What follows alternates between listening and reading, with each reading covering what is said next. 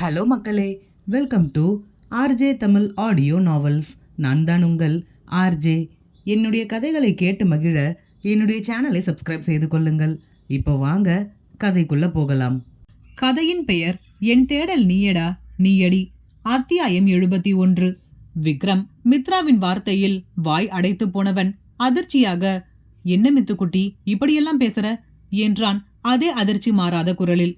Mitra, what rubbish, மித்துக்குட்டி அது இதுன்னு, just call me Mitra. மித்துக்குட்டியாம், மித்துக்குட்டி. வார்த்தையில் இருந்த அதே சிடுசிடுப்பை முகத்திலும் காட்டினாள். விக்ரம் அவள் அருகில் சென்றவன் அவளின் தலையில் கை வைத்தவாறு, என்ன ஆச்சு உனக்கு, ஏன் இப்படியெல்லாம் நடந்துக்கிற என்று ஆதரவாக கேட்க அவனின் கையை பட்டென்று தட்டிவிட்ட மித்ரா, இங்க பாரு, இந்த சென்டிமெண்ட் எல்லாம் எனக்கு செட் ஆகாது. எனக்கு எந்த பிரச்சனையும் இல்லை. நான் இங்க சந்தோஷமா தான் இருக்கேன். என்னோட ஸ்டடீஸ், ஃப்ரெண்ட்ஸ், பார்ட்டிஸ்னு என்னுடைய லைஃப்பை நான் என்ஜாய் பண்ணிக்கிட்டு இருக்கேன். என்னை டிஸ்டர்ப் பண்ணாத. விக்ரம், இப்படி கண்ணு முன்னு தெரியாத அளவுக்கு குடிக்கிறியே, எதுக்காகவா நாங்கள் உன்னை படிக்க அனுப்பணும்? போதும், நீ படித்த வரைக்கும் போதும். நீயும் என் கூடவே இந்தியாவுக்கு கிளம்பு என்றான் கராராக. மித்ரா, வாட்? எனக்கு ஆர்டர் போட நீ யாரு man? I know what I am doing. இத்தனை வருஷமா நான் எங்க இருக்கேன், என்ன பண்றேன்னு பார்த்துக்கிட்டா இருந்தீங்க. உங்களுக்கா தோணுச்சுன்னா எப்போவாவது ஒரு தடவை ஒரு ஃபோன் பண்ணி பேசுவீங்க. அதோட நான் இங்க என்ன பண்றேன், எப்படி இருக்கேன், எதை பத்தியாவது கவலைப்பட்டு இருக்கீங்களா? இப்போ என்ன திடீர்னு ரொம்ப அக்கறையா பேசுற? உன்னுடைய அக்கறையெல்லாம் நீயே வச்சுக்கோ. என்னால் எங்கேயும் வர முடியாது என்றாள் திமிராக. விக்ரம், தேவையில்லாமல் என்னை கோவப்படுத்தாத மித்ரா. இதுக்கு மேல நீ இங்க இருந்தா நல்லா இருக்காது. இந்த நிலைமையில் உன்னை பார்த்துட்டு என்னால் உன்னை அப்படியே விட்டுட்டு போகவும் முடியாது. நான் உன்னுடைய அண்ணன். உன்னை பத்தி கவலைப்படவும் உன் லைஃப்ல உனக்கு எது நல்லது எது கெட்டதுன்னு சொல்றதுக்கும் எனக்கு ரைட்ஸ் இருக்கு. ஒழுங்கா என் கூட கிளம்பி ஊருக்கு வர வழியை பாரு. தேவையில்லாமல் ஆர்கியூ பண்ணிக்கிட்டு இருக்காத. மித்ரா, உனக்கு ஒரு தடவை சொன்னா புரியாதா? அதான் வர முடியாதுன்னு சொல்லிட்டேன்ல. விக்ரம், ஓ அப்படியா, ஓகே, நான் அம்மாவுக்கு கால் பண்ணி கொடுக்கறேன். அவங்க கிட்டையும் இப்போ நீ என்கிட்ட சொன்னதை அப்படியே சொல்லிடு. மித்ரா அவனை பார்த்து இலக்காரமாக சிரித்தவள், என்ன மாம்னு சொன்னா நான் பயந்துருவேன்னு நினைச்சியா? நீ யாருக்கு வேணும்னாலும் ஃபோன் பண்ணு. என்னால் முடியாதுன்னா முடியாதுதான். நான் இங்க தான் இருப்பேன். இந்தியாவுக்கெல்லாம் வரமாட்டேன். உன்னால் முடிஞ்சதை பண்ணிக்கோ என்றவள் கோபமாக அந்த அறையை விட்டு வெளியேறிவிட்டாள். வெளியே அவளின் நண்பர்கள் பட்டாளம் காத்திருக்க இவள் வெளியே வந்தவுடனே அவளை நோக்கி பாய்ந்தவர்கள், ஹே மித்து, ஆர் யூ ஆல்ரைட்? நாங்க ரொம்ப பயந்துட்டோம். நாங்க எவ்வளவோ தடுத்தோம். பட் இந்த மேன் கேட்கவே மாட்டேன்னு உன்னை இழுத்துக்கிட்டு போயிட்டார். தேங்க் காட், உன்னை பார்த்த பிறகுதான் எங்களுக்கு நிம்மதியா இருக்கு என்று பெருமூச்சு விட்டனர். மித்ரா, கமான் கைஸ், எனக்கு ஒண்ணுமில்ல, லெட்ஸ் கோ என்று அங்கிருந்து புறப்பட்டாள். உள்ளே என்ன நடந்தது என்று ஒன்றும் புரியாமல் வெளியே அஸ்வின், ரியா, ஸ்ரீ மூவரும் குழப்பமாக மித்ராவின் நடவடிக்கையை பார்த்து கொண்டிருந்தனர். அவள் எதுவுமே நடவாதது போல் அவளின் நண்பர்களுடன் கிளம்பிவிட்டாள். விக்ரம் எதுவும் செய்ய முடியாமல் தன் கோபத்தை அடக்கியபடி அறைக்குள்ளேயே மித்ரா விட்டு சென்ற நிலையிலேயே நின்றிருந்தான். மித்ரா சென்ற பிறகு இவர்கள் மூவரும் அறைக்குள் விரைந்தனர். அஸ்வின், டேய், இங்க என்னடா நடக்குது? மித்ரா அவ பாட்டுக்கு கிளம்பி போயிட்டா. நீ மித்ராவையும் நம்ம கூட கூப்பிட்டு போகணும்னு சொல்லி என்கிட்ட டிக்கெட் போட சொன்னியே. நான் டிக்கெட் போட்டுட்டேன். டிக்கெட் கன்ஃபார்ம் ஆயிடுச்சுடா. நீ மித்ரா கிட்ட இதை பத்தி சொன்னியா இல்லையா? விக்ரம், அவ பழைய மித்ராவே இல்லடா. ஆளே மாறி போயிருக்கா. ரொம்ப ரூடா பிஹேவ் பண்றா. நான் சொல்றத காது கொடுத்து கூட கேட்க மாட்டேங்கிறா. எடுத்தெறிஞ்சு பேசுறா.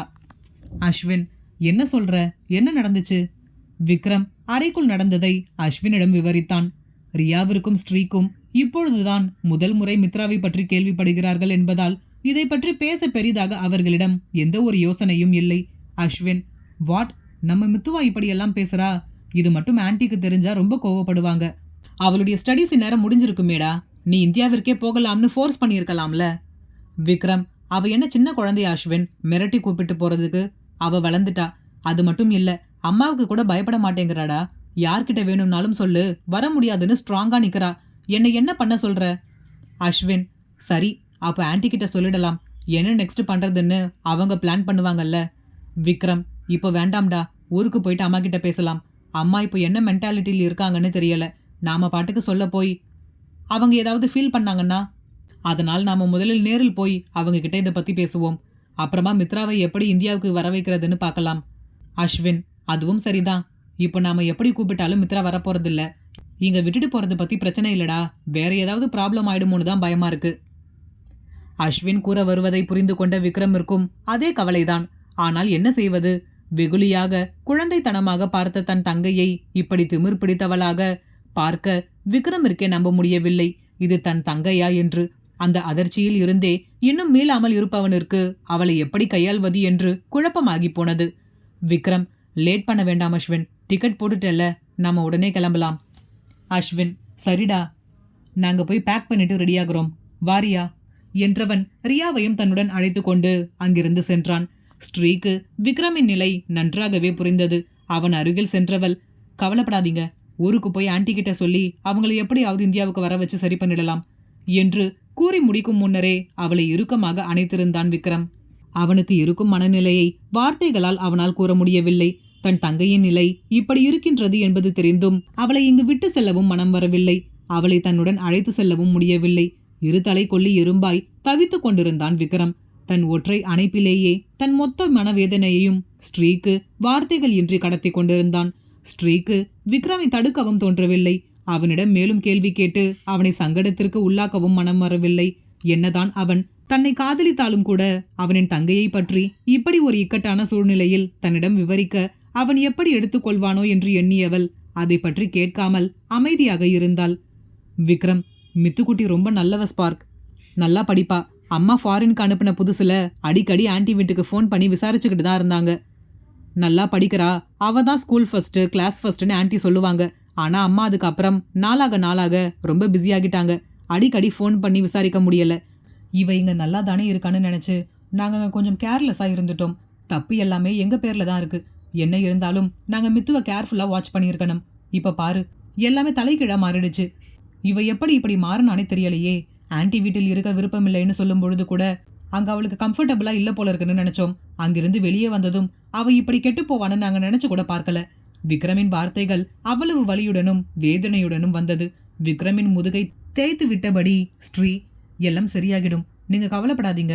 அவங்கள இந்தியாவுக்கு வர வச்சுட்டா போதும். எதுக்காக இப்படி மாறினாங்க என்ற காரணம் தெரிஞ்சா நம்ம ஈஸியா அவங்கள சரி பண்ணிடலாம். விக்ரம், எனக்கு அந்த நம்பிக்கை சுத்தமா இல்ல ஸ்ரீ. அவ எப்படி பேசுறா தெரியுமா? ரொம்ப திமிரா பேசுறா. அவ மாறுவாளா என்பதே சந்தேகமா இருக்கு. பிறகு நால்வரும் அன்றே இந்தியாவை நோக்கி புறப்பட்டனர். விக்ரமின் மனதில் மித்ராவை பற்றிய எண்ணமே ஓடிக்கொண்டிருந்தது. இதை தன் தாய் எப்படி தாங்குவார்? அவரிடம் எப்படி இதை கூறப்போகிறோம் என்று எண்ணியவனுக்கு தெரியவில்லை. உண்மையிலேயே இவனுக்கும் தான் பேரதிர்ச்சி காத்து கொண்டிருக்கின்றது என்பது.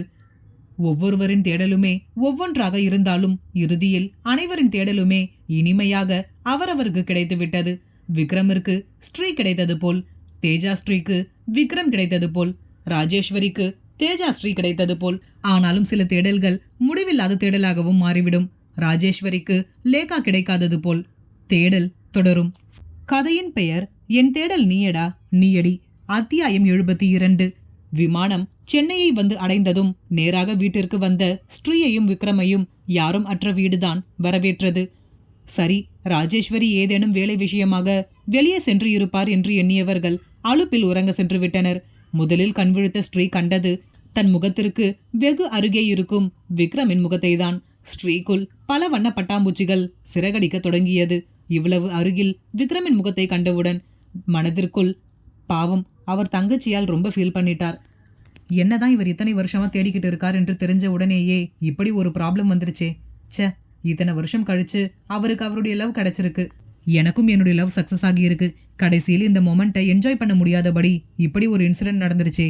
அப்படி மட்டும் நடக்காமல் இருந்திருந்தால் எவ்வளவு நல்லா இருந்திருக்கும். லைஃப் லாங் நாங்கள் இதை நினச்சி சந்தோஷப்படுற மாதிரி நாங்கள் நல்லா என்ஜாய் பண்ணியிருப்போம்.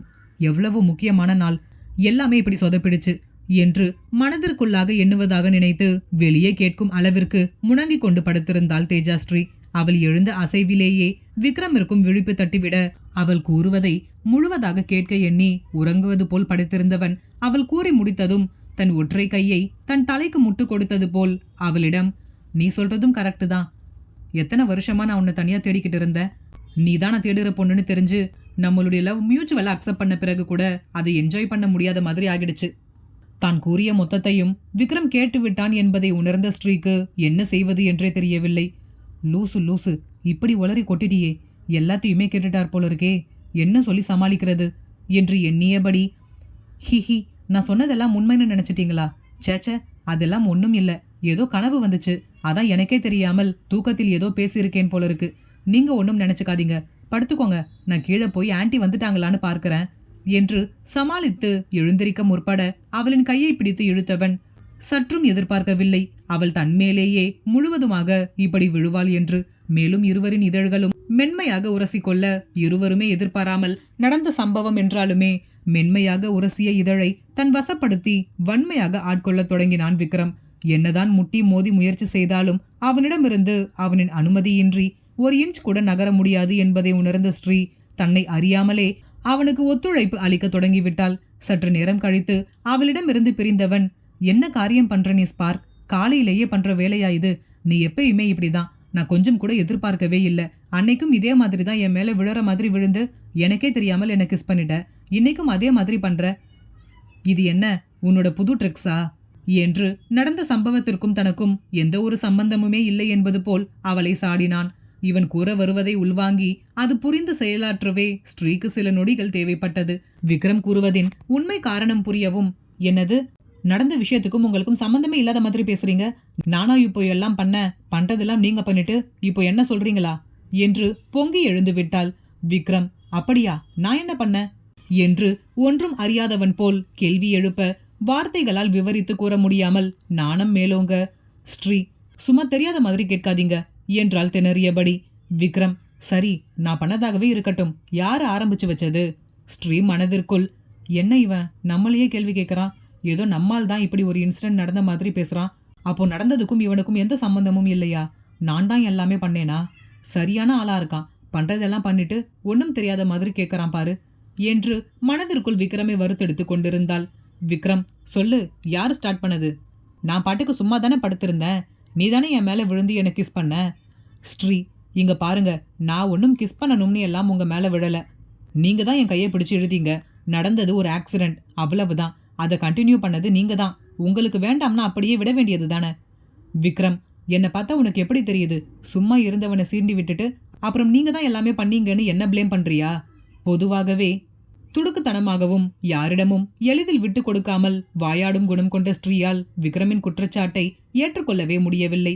அவன் விளையாட்டாக தான் கூறுகிறான் என்பதையே உணராமல் அவனுடன் சண்டையிட தொடங்கிவிட்டாள். ஸ்ரீ, சரி, ஏதோ தெரியாமல் நடந்துடுச்சு, என்னை மன்னிச்சிருங்க, போதுமா? விக்ரம் அவளின் கையை பிடித்து தன் அருகில் அமரச் செய்தவன், அது எப்படி மன்னிக்க முடியும்? சும்மா இருந்தவனை கிஸ் பண்ணல, அதுக்கு பதிலுக்கு நான் உனக்கு ஏதாவது கொடுக்க வேண்டாமா என்றவன் விட்டதிலிருந்து மீண்டும் தொடங்கினான். இங்கே இவர்களின் உடல் ஒரு முடிவின்றி தொடர்ந்து கொண்டே இருந்தது. ஹாலில் ராஜேஸ்வரி, வேலம்மா, காஃபி கொண்டு வாங்க. புதியவர், பரவாயில்ல, இருக்கட்டும்மா. ராஜேஸ்வரி, என்ன இப்படி சொல்லிட்டீங்க? முதல் தடவை நம்ம வீட்டுக்கு வந்திருக்கீங்க, இப்படி எதுவும் வேண்டாம் என்று சொன்னா எப்படி? இதுவும் உங்க வீடு மாதிரி தான். பிறகு வேலம்மாள் கொண்டு வந்து நீட்டிய காஃபியை வாங்கி ஒரு மிடறு பருகியவர் சற்று தயக்கத்துடனே அமர்ந்திருந்தார். ராஜேஸ்வரி, வேலம்மா, மதியானம் நல்ல விருந்து சாப்பாட்டுக்கு ரெடி பண்ணுங்க. சம்பந்தி ஊரிலிருந்து வந்திருக்கார் என்றார் புதியவரை கை காட்டி. ஆம், வந்தது வேறு யாரும் அல்ல, அலாவுதீன் தான்.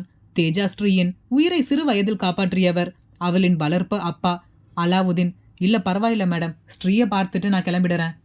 ராஜேஸ்வரி, இப்போ எதுக்காக இப்படி தயங்குறீங்க மிஸ்டர் அலாவுதீன்?